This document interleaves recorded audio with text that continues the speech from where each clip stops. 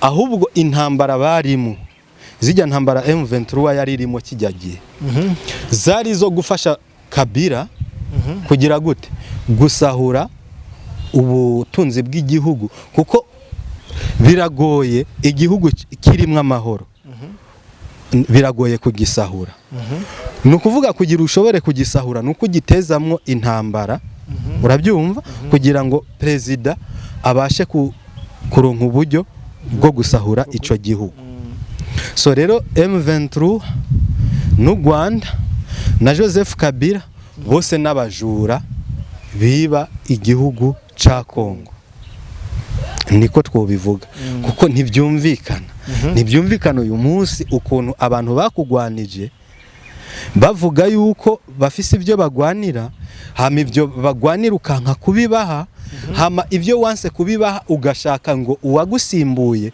aba ari wabibaha kandi wewe warabagwanije ukabatesha ukabirukana ifise Red Tabara ibyo bazokora byose bazokora mu nyungu z'u Rwanda nibanka ibyo bakoreye abanyamurenge bishigwe ku mugaragaro bigire gute bibajane mu masentare mpuzamakungu nabo baje nka hariya ntuzenya ari wa mutipe ninde Ntaganda.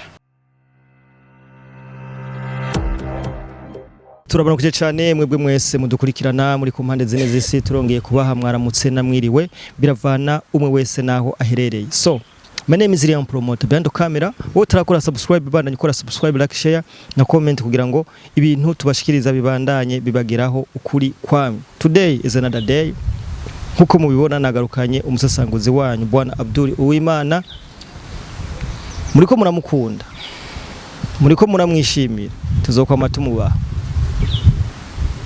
Wimva gute bro kubona uri kuragira abakunzi mutajewe ni sawa kabisa ndashimira abantu bakurikirana ibintu dukora ko baradutera intege biradutera intege kubona ibyo dukora babikurikirana kandi bakagira nico babivuze ko shimira abantu bandika amakomenti kabone naho zo bari komenti zopoza ibyo tuvuga nta kibazo ariko bazishire ko nta na kimwe n'amalike bagume bantu mutwumviriza wihangane ntuheze ikiganiro udafyonze kuri like kandi bikunda gushire ko agakomenti mugire bagisangize n'abandi mugenzi wawe kugira ngo ubutumwa bugire ukore kuri partage urungikira umugenzi wawe biba ari byiza cyane kugira ngo ibintu bibandanye bigenda neza yego ufite twungo twama tubivuga ufite icyumviro uratwandikira hari WhatsApp nga katubwira ukuntu ivyo dukora ivyo twohindura ivyo twokongerako biradukunda cyane biradushimisha cyane ya na cyane nshimire n'abantu bamvugisha kuri Facebook bakambaza ibibazo uko bijya bibazo biratuma niyumvira cyane hanyuma nkaronka ukuntu ngaruka kandi kubaha ibyo numvise yuko badafisemo ubumenyi kabisa ari Facebook yanje ndayibibutse ni Abdul Uwimana hariho Facebook page ya Abdul Uwimana hariho na Facebook yenye isanzwe ya Abdul Uwimana yababwire page gusa page ni Abdul Uwimana bagiraga following Abdul Uwimana kuri TikTok ndiba hariko ama video menshi ajanye na bimwe mu byo tuvuga baraza kubibona safi sana tubibutsa ko muri Societe Story Company badufitiye amazi meza cyane Story Water bakatugirira Story Tangawizi badufitiye na mayonnaise bafise amavuta ya Family Care Lotion niko yitwa amavuta wisize kweri ebana ibintu bigenda neza cyane so Bwana Abdul reka ngende n'ikibazo ca mbere kubera iki bashaka ko abasirikare ba SADC basubira inyuma baciye mu gihugu cy'u Rwanda kubera iki ibyo bintu ndiko ndabyumviriza uravye n'u Rwanda rubishaka. n'u Rwanda rubishaka kubera yuko ndakwibutse yuko M23 ni gisoda cy'u Rwanda. No kuvuga namba abasirikare ba Samidiarasi baragiye kugwana muri Kongo kugarukana umutekano, uwo bari bagiye kugwana nawe n'u Rwanda. Urumva rero kuba bofata bagataha baciye mu Rwanda, nibaza yuko ni amanota u Rwanda rushaka. Mbo hanyuma kuri ibi bya Samidiarasi tubanze kwanza turabe. Tubanze turabe. Samidiarasi iri muri Kongo kugwanya, yari yagiye kugwanya M23. Wibuke ko baragize amasezerano. Bagize amasezerano, basezerana yuko bagiye kubaka ikibuga Samidiarasi izocako kugira igire gute isubira inyuma. Sibyo? Ico kibuga c'indege bategerezwa gusubiramo kugira indege za SADC zihagwe zitwara abasirikare bayo bo zibasubiza inyuma. Narigeze kubabwira ibintu bijanye n'amasezerano FPR yagiye irasinya. Ndababwira yuko atamusi numwe FPR yigera ikurikiza amasezerano yasinye. No kuri Samidiarasi niko byagenze. Uyu munsi M23 iri kivuga yuko Samidiarasi iriko ikorana na leta ya Kongo mu kubaperereza, mu kugira gute rujya gose n'ugwitwazo gwo kugira bave mu masezerano, kugira ngo kijya kibuga c'indege ntigisanugwe, hama abasoda ba Samidiarasi bace mu Rwanda, kugira ngo u Rwanda ruronke amanota yuko abasoda baje kugwanya u Rwanda muri Kongo mu gutaha n'ubundi basubiye hehe baciye mu Rwanda baje kugwanya. Urabyumva? Nico nta kindi. Ariko ndagusubiriramo ndabibibutse iki kintu nari narakivuze, naravuze ati nta munsi numwe FPR yigera yubahiriza amasezerano yasezeranye n'abandi bantu bagiranye amasezerano runaka. Nta munsi numwe. Urabona rero yuko no kuri ku basirikare ba SADC ariko byagenze, bari bayaze ibyo gusanura ikibuga c'indege cagize ibibazo kugira abasirikare ba SADC bagire bahace. Ariko kandi harimo n'akandi kantu. Urabizi neza yuko aba inuze FPR n'abasuma, sibyo? Bariko bariba muri Kongo. Rero burya imisi yose umusuma biragoye yuko yizera yuko we utiba, kuko ikintu ukora kiratuma wamana amakenga yuko n'abandi bagikora. Sibyo? Sinzi yuko umaze kubona umuntu w'imaraya ntiyokwemerera yuko we utari imaraya. Sibyo? Rero na FPR ifise ikibazo cyo kwiyumvira yuko abasirikare ba SADC bashobora kuba bafise inzahabu canke amakorota amatoni runaka binyegejeko. Uravuga ati niburirira indege ku iki kibuga bagenda babitwaye, ariko nibaca iwacu ntibazogenda babitwaye. Urabyumva? Icya kabiri, urabizi yuko u Rwanda barufatiye embargo, nta mafaranga ruriko ruragira gute, ruriko ruraronka, kandi ruri ku rugamba muri Kongo, kandi urugamba n'amafaranga birajana. Kuko ibigwanisho mu Rwanda nta bigwanisho bakora, bigugwa amafaranga. Urabyumva? Nimba rero bafise ubukene bw'amafaranga sitadirike bategerezwa no kugira ubukene bw'ibigwanisho. Barakeneye yuko hariho ibigwanisho bimwe bimwe bisigara muri M23.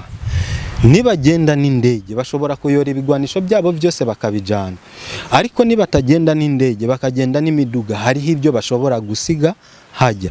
Niba bisiga hajya si leta ya Kongo ibitora, ni M23 ibitora, hanyuma ije kubikoresha mu kugwanya ya leta ya Kongo bajya abantu bari baje gufasha. Nabyumva.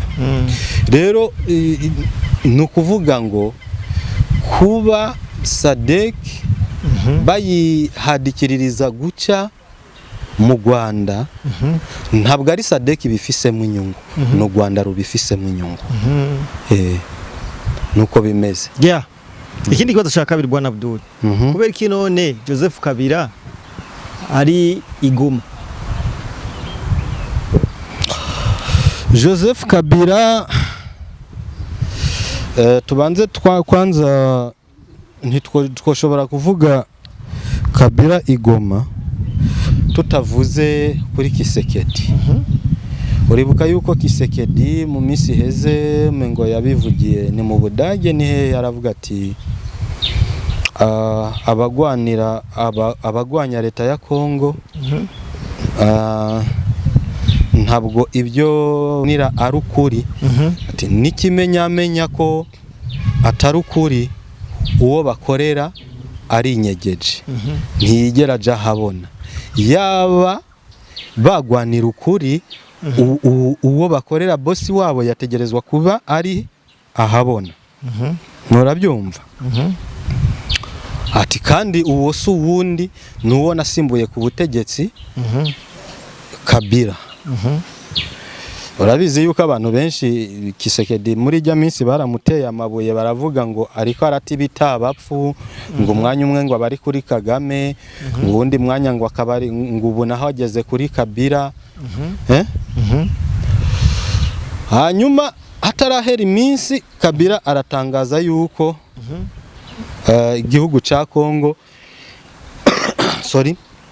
gifise ibibazo kandi ategerezwa kuja kubikemura.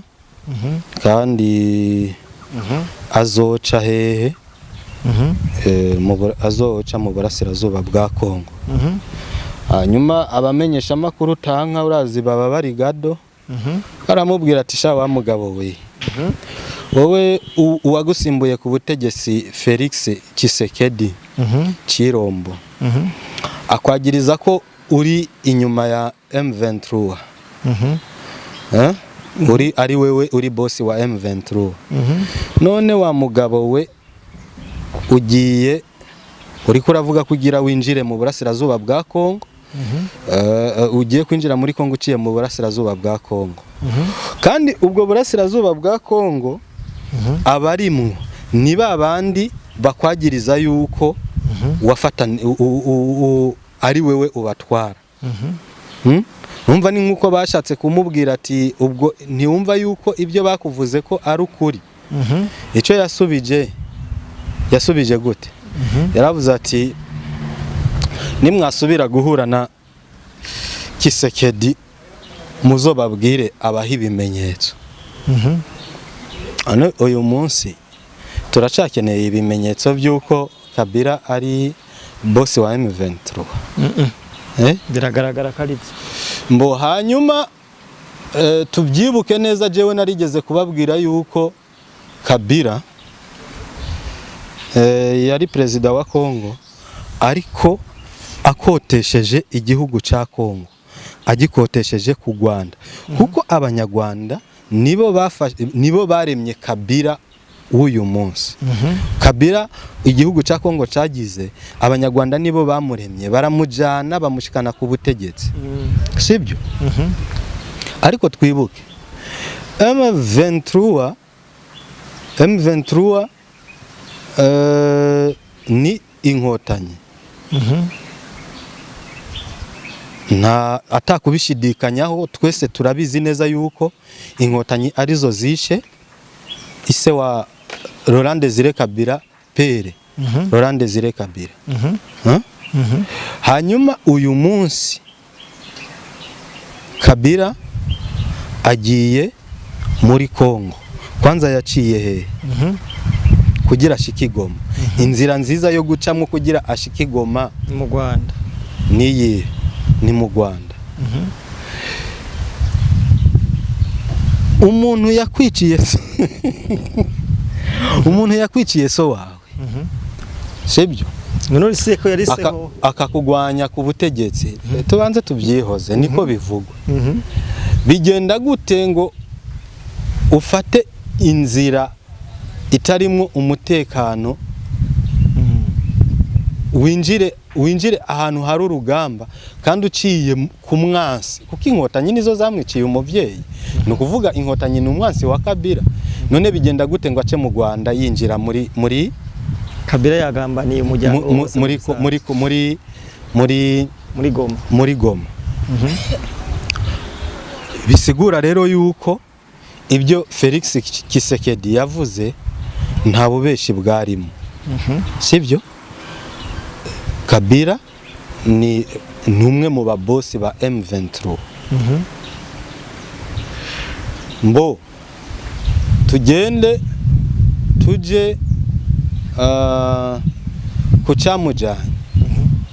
Yavuze yuko revendication za M23 zumvikana ari ukuri.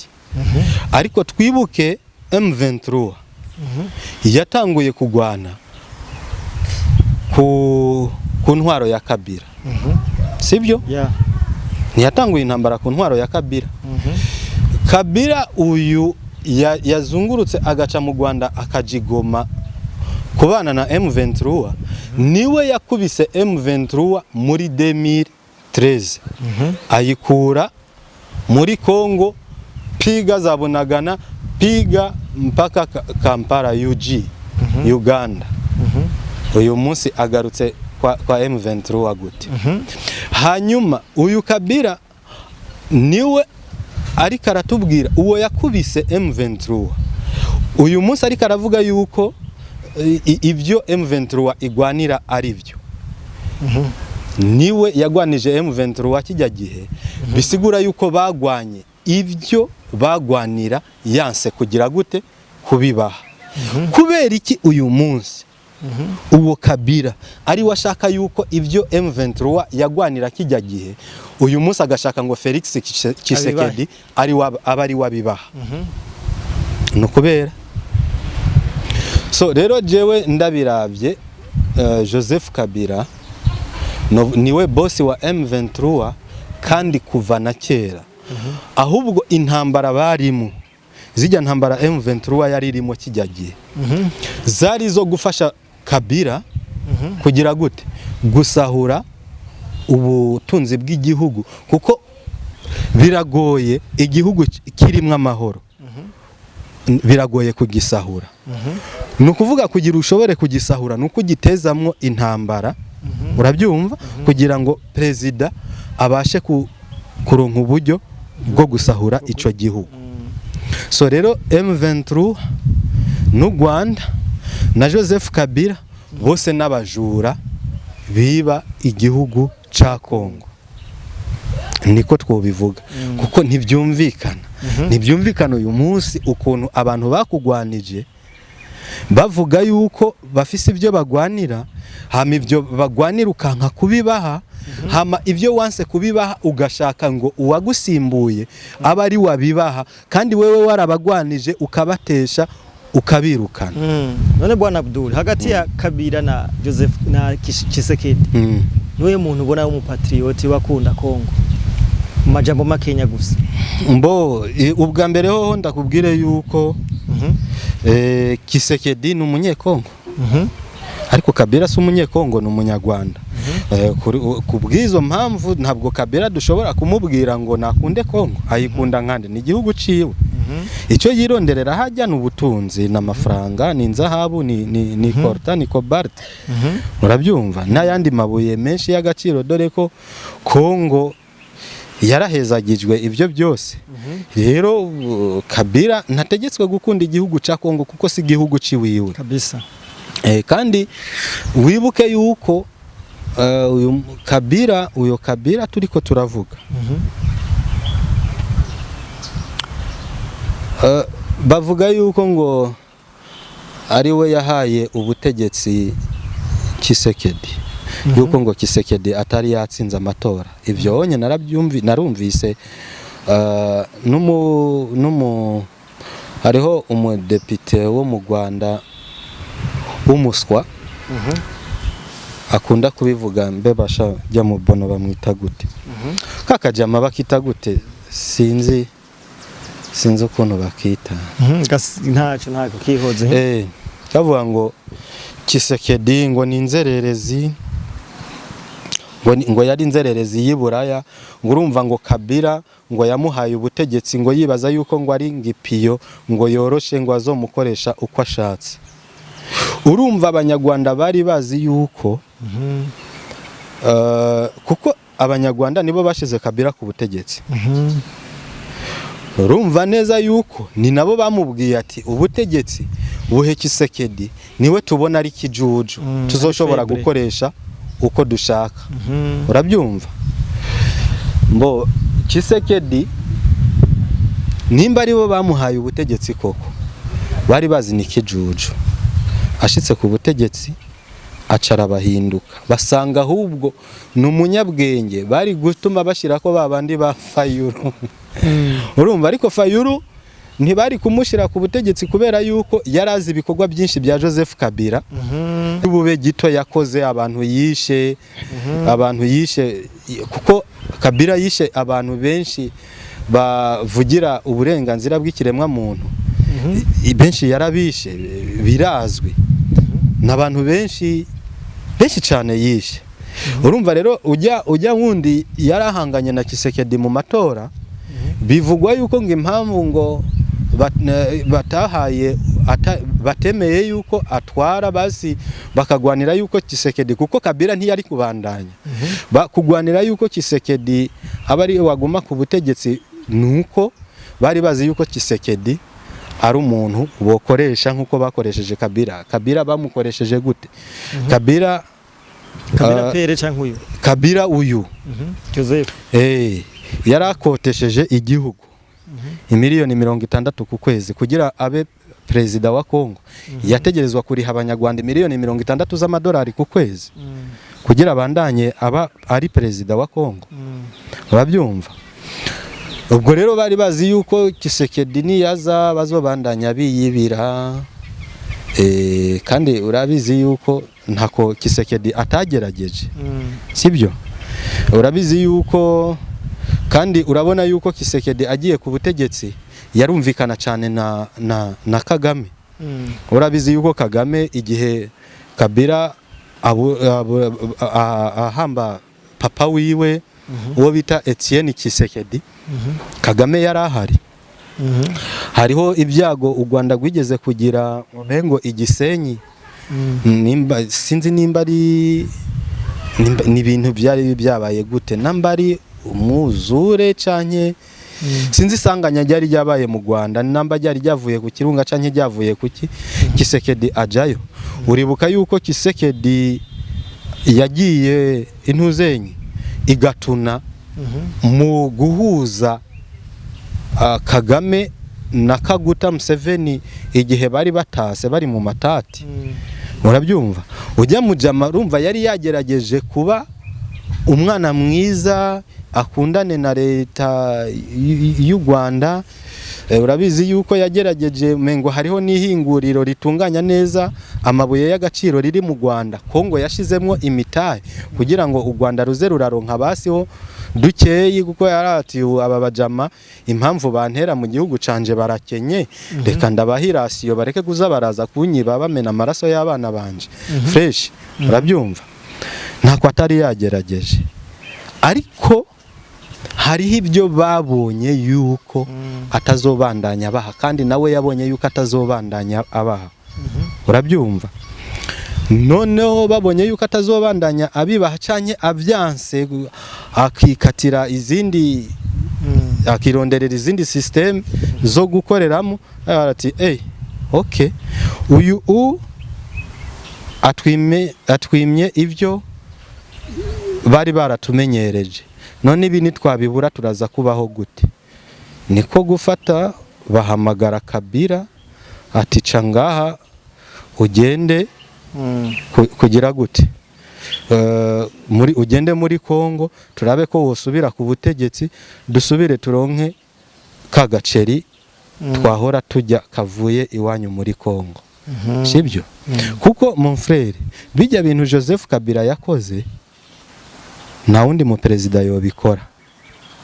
Warakoze ufise amafaranga menshi wabaye ku butegetsi imyaka 18 urazengurutse ugiye gukorana n'abakugwa nabo byitwa yuko uvuga yuko bakugwanya.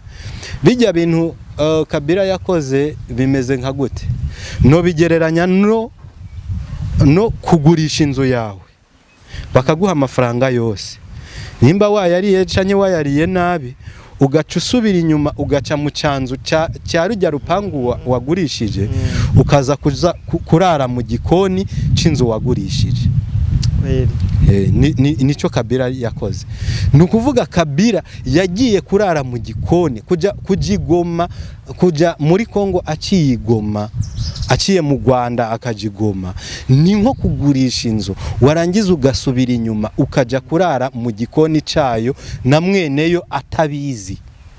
Mwene ugo rupangu atabizi wowe urara mu gikoni kandi yaraguhaye amafaranga. Kabisa. Urabyumva? Ivyo bintu rero birasuzuguritse nta muntu numwe yabaye president ashobora kubikora. Ariko Kabila ategerezwa kubikora kuko Kabila afise ibyaha byinshi. Kandi ibyaha Kabila afise u Rwanda rurabizi kuko nibwo rwabimukoresheje. Niyanka gukora bijya bamubwiye kuko nimba u Rwanda uyu munsi aho ruhagaze muri Kongo rwatakaje byose. Rusigarana uduturufu dukeya ari utwo two kwica abanyamurenge kugira gute kuzana uyo Kabila biboneyeke yuko kuko Kabila ni yabaye president imyaka 18 ni turufu aracafise abantu bamukunda kuko imyaka amaze atari ku butegetsi ntirenga 6. Urabyumva aracafisemwe abantu n'umugambwe wiwiwe uri muri bujya butegetsi. Urumva naho numva kuva avuze bijya ayinjiye muri Kongo baciye bakata imigenderanire n'uwo mugambwe leta ya Kongo icira bikata byose ariko bari mu butegetsi. None umugambwe wiwe uri mu butegetsi hama agaca hariya no kubera yuko afise ibyaha azi. Leta y'u Rwanda iramubwira ati nidukubitwa tukava muri ibi bintu nawe uzohagirira ikibazo. Tuzokora ibishoboka byose ibyaha twakoranye nawe bigufate kandi ni wewe bizofata kuko wewe nturi ku butegetsi. So urakora ibishoboka byose ugaruke ku butegetsi, inzira yose bicamwe n'ibyaba bisaba kwisiga amavyi urayisiga mugabo usubire ku butegetsi kuko ibyo wakoze babikwagirije byo kunyara kabisa.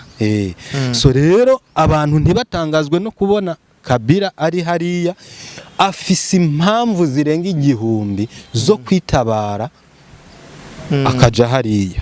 Ariko bijya bintu yakoze nta mu president numwe kwisi yatwaye igihugu imyaka 18 yo bikora. Ariko arikiza birumvikana ndeka bikora kugira ngo yikiza ariko arikiza ashobora kubaba. Yes. Reka tugenda kubaza nakabazo kanyuma bwana Abduri. Red Tabara turazeneza kari yahekuye abanyamurenge. Ariko kugeze isaba abanyamurenge ntaco babivugako. Why?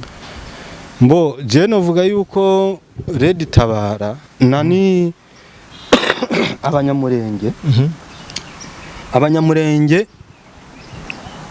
bariko barabuzwa kuvuga kuri Red Tabara. Impamvu Red Tabara bifuza yuko yoza igashika ku butegetsi. Narababwiye yuko hariho umunyamurenge yavuze ico kiganiro citwa gute nakibonye ku TV ya hehe avuga ukuntu Kabarebe yabwiye abanyamurenge ati arivuga kubwicanyi Red Tabara yakoreye abanyamurenge. Arababwira ati kajya n'akanyafu Red Tabara yabakubise kubera mwari mwatanguye kubintumva. Urabyumva? Ariko wibuke ibintu bijanye no gukora genocide nabo ubwabo abanyarwanda barabyivugira yuko ari icaha kidasaza. Urumva? Byanke bikunde abatwara Red Tabara uyu munsi bijya bintu Red Tabara yakoreye abanyamurenge birashobora kuzosubira inyuma bakabibazwa. Ariko kubera iki uyu munsi abanyamurenge batemerewe kubivuga?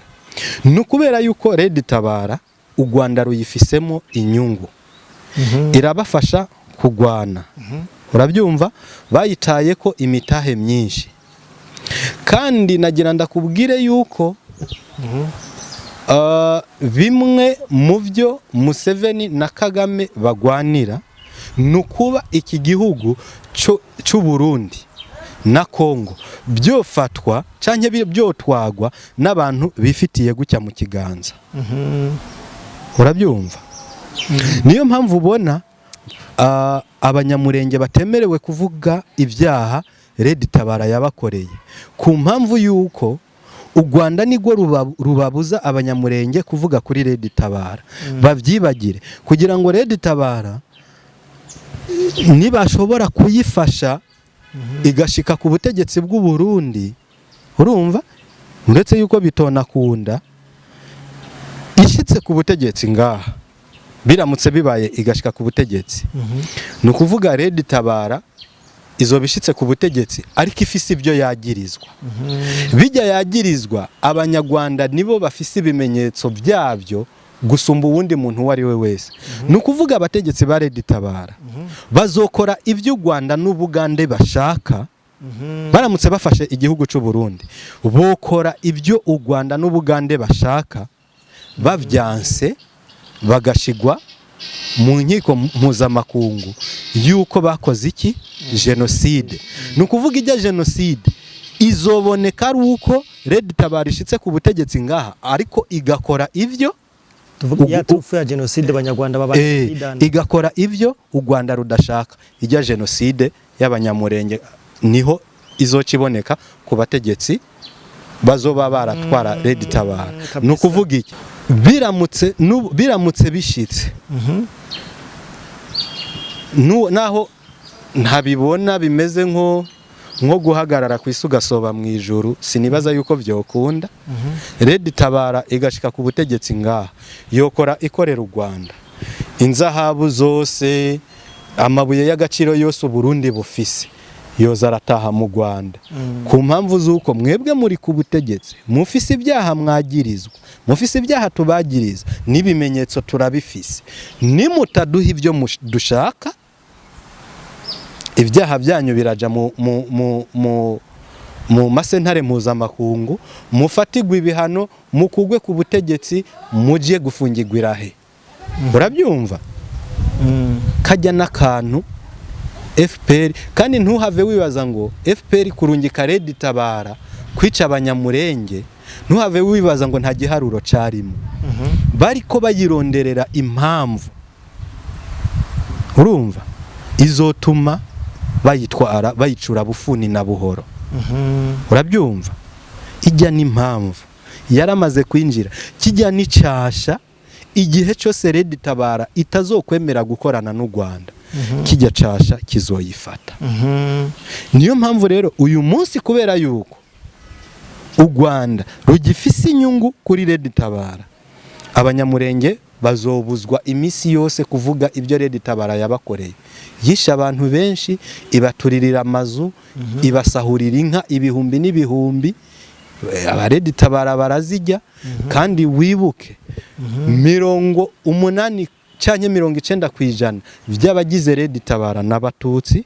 Abanyamurenge bivuga ko ari abatutsi, ni gute abatutsi bagiye kwica abatutsi bene wabo? Harimwe akantu. None u Rwanda rwatumye Red Tabara kwica abanyamurenge, u Rwanda rubuze abantu bo kwica abo banyamurenge, kuko birazwi u Rwanda rurafise igipande ca FDLR rukoresha muri Kongo. Niyo mpamvu ubona igihe President Kabila yarari ku butegetsi, FDLR byaranse yuko bayimara ku butegetsi, n'igihe inkotanyi arizo zatwara Eta majoro ya Kongo byaranse yuko FDLR bayimara. Urabyumva?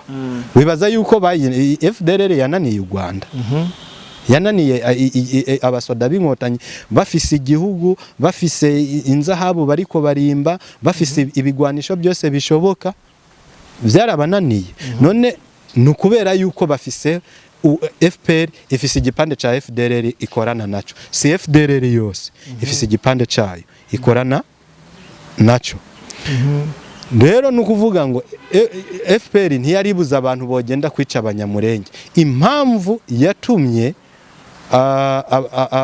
Red Tabara kwica abanyamurenge nuko yashaka akantu kazotuma yifatira Red Tabara kabisa mu gipfunsi. Ubu rero barayifise Red Tabara, ibyo bazokora byose bazokora mu nyungu z'u Rwanda, nibanka ibyo bakoreye abanyamurenge bishigwe ku mugaragaro, bigire gute, bibajane mu masentare mpuzamakungu, nabo baje nka hariya ntuzenya ari wa mutipe ninde Ntaganda ari nuko rero nuko bimeze kabisa. Kadugushimire bwana Abdul, kadushimire abantu bose bari baradukurikirana. Wowe utarakora subscribe muntu w'Imana rabo bikore, like, share, comment nabyo ntuvyibagire. Tubibutsa ko muri Societe Story Company tubafitiye amazi ya Story Water hamwe na Story Tangawizi, amavuta, mayonnaise hamwe n'ibindi byinshi cyane. Turabakunda cyane. Bye bye. My name is Liam Promoter behind the camera. Ciao.